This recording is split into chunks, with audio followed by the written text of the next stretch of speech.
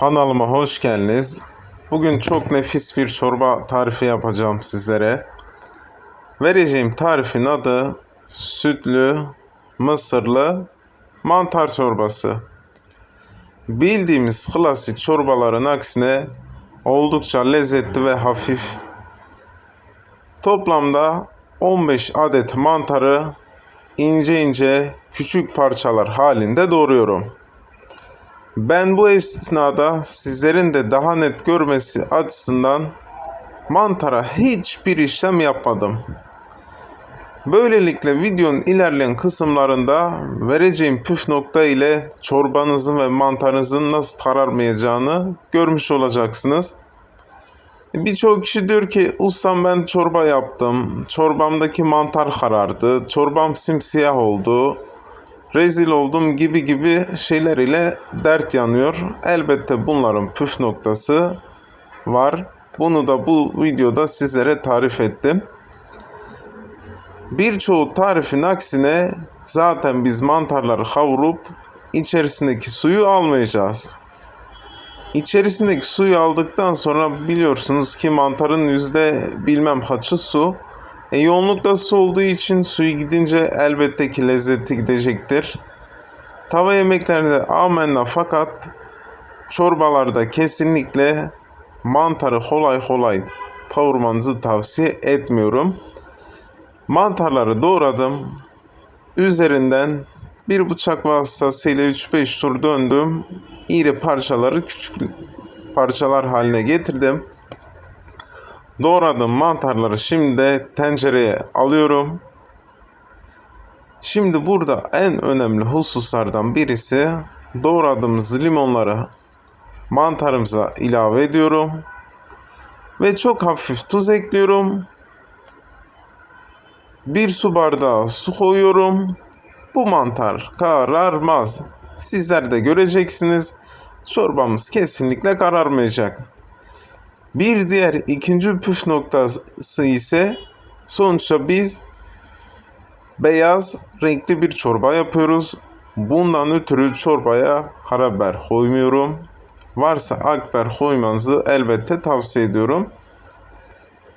Şimdi mantarları pek ölmeyecek şekilde haşladım. Suyu ile birlikte bir kenara aldım. Tencereye koyana kadar içerisindeki limonları çıkarmıyorum. Böylelikle mantarımız kararmayacak. 1 yemek kaşığı saf köy tereyağını tencereye ekledim. Ve üzerine hemen 2 yemek kaşığı kadar sıvı yağ ilave ettim. Tereyağını eriyene kadar kızartıyorum. Tereyağı çok çabuk yanacağı için kısık ateşte ocağımı tuttum. Böylelikle tereyağını yakmıyorum. Tereyağı ufaktan erimeye başladı. Kısa bir süre içerisinde 2 dolu tepelemesine yemek kaşığı un ilave ediyorum. Unu kavurur iken sürekli tahta kaşık ile karıştıracağım. Altlı üstü kenardan sağdan soldan iyice unumu kavuracağım. İçerisindeki ekin kokusu çıkana dek. Kenar taraflarını özellikle karıştırıyorum ki unun bir tarafı çiğ kalır iken diğer tarafı yanmasın. Şayet unu iyi kavurmaz iseniz rahatsızlık verebilir ve çorbanızda ağır bir koku verir. Unu iyice kavurdum.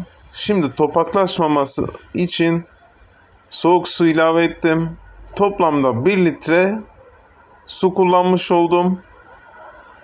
İyice çırparken 1 su bardağı süt ilave ettim. Tencerenin her yerinin eşit miktarda karışması için çırpma teliyle yaptığım meyaneyi çırpıyorum. Hızlı bir şekilde yapmamın sebebi bir yandan ısı varken diğer yandan da topaklaşma olmaması için. Hemen üzerine 1 fincan mısır ilave ettim. tane mısır marketlerde, raflarda rahatlıkla bulabilirsiniz. Dilerseniz donuk, dilerseniz konserve olarak da alabilirsiniz.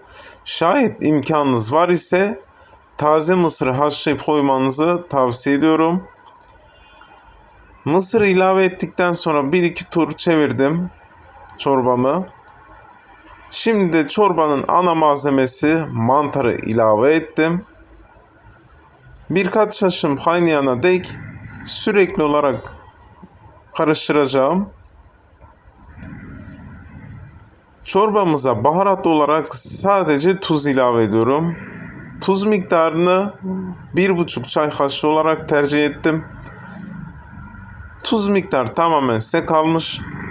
Dilerseniz çorbamıza et suyu, tavuk suyu ilave edebilirsiniz.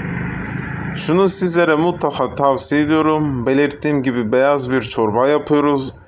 İçerisindeki rengi alacak ürünleri kullanmanızı pek tavsiye etmiyorum. Elbette ki bu tercih meselesi. Dilerseniz içerisine mısır koymazsanız sütlü mantar çorbası olur. Yani bu kadar basit. Dilerseniz çorbamıza ek olarak seviyorsanız dereotu ekleyebilirsiniz. Dereotu da güzel bir tercih olur. Fakat dereotunu eklerken en son aşamada eklemenizi tavsiye ediyorum. Aksi takdirde dereotları içerisinde ölür ve acımsı bir tat verir. Bundan ötürü dereotunu en son aşamada doğrayıp atabilirsiniz. Ben kullanmadım ama seviyorsanız kullanmanızı tavsiye ediyorum. Gördüğünüz üzere çorbamız kıvam almaya başladı. Tane miktarı bol, lezzeti bol, görüntüsü harika oldu. Ufaktan karıştırdım. Yaklaşık 5-6 dakika kadar 1-2 taşım kaynayana dek çorbayı kaynattım. Kokusu inanın mükemmel bir koku oldu. Keşke sizler de burada olsanız şu kokuyu tadabilseniz. Mantarın, mısırın, sütün, tereyağının, unun bütün kokusu, lezzeti özdeşti. Çorbamız hazır. Çorbanın üzerine daha önceden yaktığım tereyağını ekliyorum. Ve hemen üzerine bir dal dereotu ilave ettim. Değerli dostlar, bu çorba tarifini mutlaka denemenizi tavsiye ediyorum. Denedikten sonra beğeniyi, abone olmayı lütfen unutmayın. Hoşça kalın.